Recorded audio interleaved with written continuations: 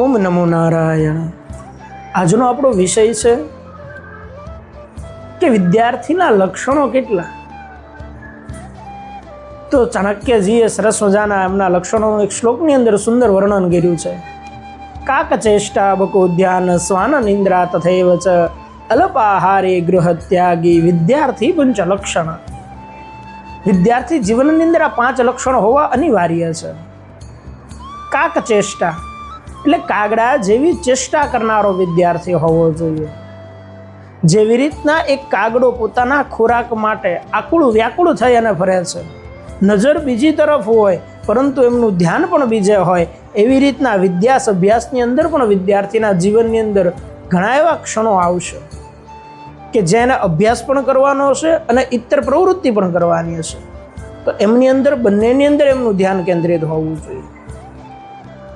જેવી રીતના એક કુંડાની અંદર અડધું પાણી ભરેલું છે અને કાગડાને એમ થયું કે મારે પાણી પીવું છે, તો એની ચતુરાઈ વાપરે છે અને પથ્થર વડે અંદર પથ્થર નાખીને એ પાણીને ઉપર લાવે છે અને પાણી પીવે છે।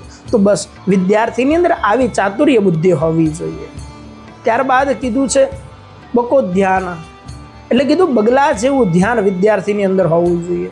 પોતાના લક્ષ્ય તરફ એકાગ્ર ચિત્તે વિદ્યાર્થી હોવા જોઈએ।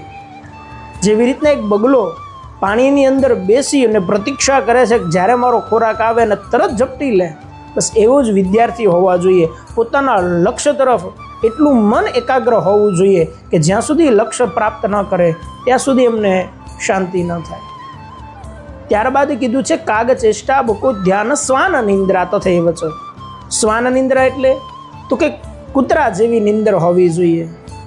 આપણે જોયું હોય ઘણીવાર કે કૂતરાની નજીકથી આપણે પસાર થઈએ ને તો તરત જાગી જાય છે, બસ એવી જ રીતના આપણે પણ જ્યારે અભ્યાસ ક્ષેત્રની અંદર હોઈએ ત્યારે ભીમ જેવી નિંદ્રા નથી કરવાનું કીધું, શ્વાન જેવી નિંદ્રા કરવાની છે। એટલે કોઈ ઉઠાડે અને તરત જાગી અને પોતાના વિદ્યા અભ્યાસની અંદર આગળ વધવું। ત્યારબાદ કીધું છે અલ્પાહારી, વિદ્યાર્થીના જીવનની અંદર અલ્પાહાર કરવો જોઈએ। અલ્પાહાર એટલે ઓછું ભોજન કરવું જોઈએ, પ્રમાણિત ભોજન કરવું જોઈએ। આપણે ત્યાં ઘણા બધા ભોજનના પ્રકારો છે, રાજસિક ભોજન, તામસિક ભોજન ને સાત્વિક ભોજન। એમાં વિદ્યાર્થી જીવનની અંદર સાત્વિક ભોજન કરવું જોઈએ। રાજસિક અને જો તામસિક ભોજન કરે તો એનાથી વિદ્યાર્થીના જીવનની અંદર આળસ આવે છે। એટલા માટે આળસ આવે છે, એટલા માટે જ આપણે ચાણક્યજીએ કીધું છે કે અલ્પાહારી હોવા જોઈએ। જમવાની ના નથી પાડી, હા, આપણે ત્યાં કહેવાય છે ભોજન અને ભજન બંને આનંદથી કરવાના, એટલા માટે પરિમિત ભોજન કરવું અને વિદ્યા અભ્યાસ કરવો।